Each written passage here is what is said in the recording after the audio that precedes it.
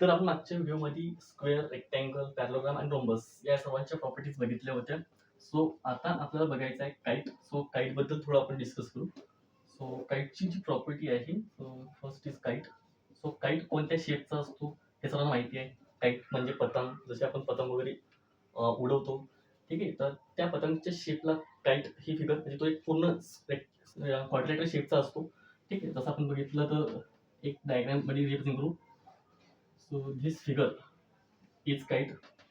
Okay, म्हणजे ही figure kite असेल. So it is represented by A B C D, ठीक आहे. आता काईटच्या प्रॉपर्टीज जर बघितल्या तर यांच्या डायगोनल्स परपेंडिक्युलर बायसेक्ट आहेत. परपेंडिक्युलर बायसेक्ट नाही म्हणता येईल, परपेंडिक्युलर आहेत, ठीक आहे. म्हणजे ज्यावेळेस मी यांची डायगोनल्स रिप्रेझेंट करणार आहे, ठीक आहे. सो ह्या ज्या डायगोनल्स आहेत ह्या परपेंडिक्युलर असतील, बट याच्यामधली एकच सेगमेंट अशी आहे, एकच डायगोनल जी आहे ती बायसेक्ट होणार. म्हणजे ही सेगमेंट, सपोज हा पॉईंट इंटरसेक्टिंग पॉईंट ओ जर असेल तर ओबी आणि ओडी ह्या दोन सेगमेंट इक्वल असतील. ओके, बट ही जी सेगमेंट आहे ही सेगमेंट याला इक्वल नाही.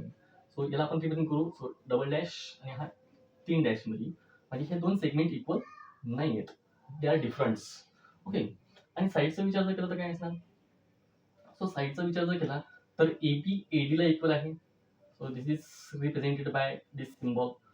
सो एबी या साईडला इक्वल असेल, ठीक आहे. ही साईड याला इक्वल असणार. याला आपण या फॉर्म मध्ये रिप्रेझेंट करू थोडं. या फॉर्म मध्ये इक्वल असतील, ठीक आहे. म्हणजे असं म्हणू शकतो आपण की एबी ही इक्वल असेल एडीला, त्याच्यानंतर बीसी ही इक्वल असेल डीसीला. त्याच्या दोन सेगमेंट इक्वल असणार, ठीक आहे. आणि डायगोनल्सचा विचार केला तर परपेंडिक्युलर आहेत, बट एकच सेगमेंट फक्त बायसेक्ट होईल. दुसरी डायगोनल जी आहे ती बायसेक्ट होणार नाहीये, ठीक आहे. थोडा त्याचा विचार करू, त्याचा विचार करायचा आहे. सो जास्त काही प्रॉपर्टीज नाही आहेत काईटच्या. सो एवढंच बेसिक पॉईंट आहे. त्याचे दोन डायगोनल्स, त्याच्यानंतर एक अँगलचा विचार जर केला तर त्या दोन नॉन कॉन्ग्रुएंट साईड आहेत. नॉन कॉन्ग्रुएंट साईड म्हणजे कोणती. सो एबी आणि एबीची नॉन कॉन्ग्रुएंट साईड आहे बीसी. यांच्यामध्ये जो अँगल तयार होतो, सो हा अँगल आणि हे अँगल, हे दोन अँगल कसे असणार, इक्वल मेजरमेंटचे असतील. That is are of equal measure. म्हणजे हा जर एक्स डिग्रीचा असेल तर हा पण एक्स डिग्रीचा असायला पाहिजे. So this is the basic properties of kites. Okay, त्याच्यानंतर last property is trapezium.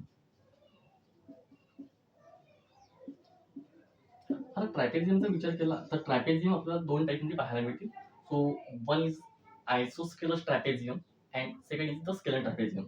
Isosceles ट्रॅपेझियमचा विचार केला, so first isosceles trapezium,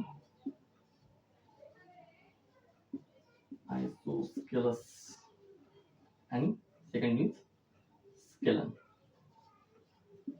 आयसोस्केलस means काय असणार की या टाईपची ही फिगर असेल ट्रॅपेझियमची, ओके. आणि याच्यामध्ये ही साईड याला इक्वल असणार. तर दिस इज आयसोस्केलस ट्रॅपेझियम.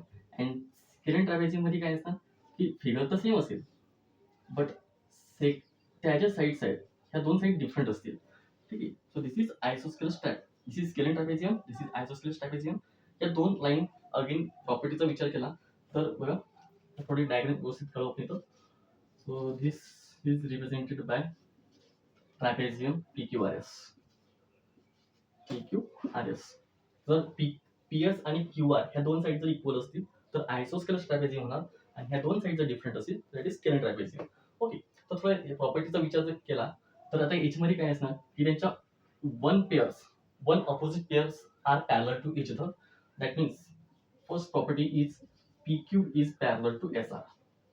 म्हणजे PQ ही सेगमेंट SR ला पॅरलल असणार, ठीक आहे. So this is first property. त्याच्यानंतर अजून काय म्हणतो आपण याच्यामध्ये,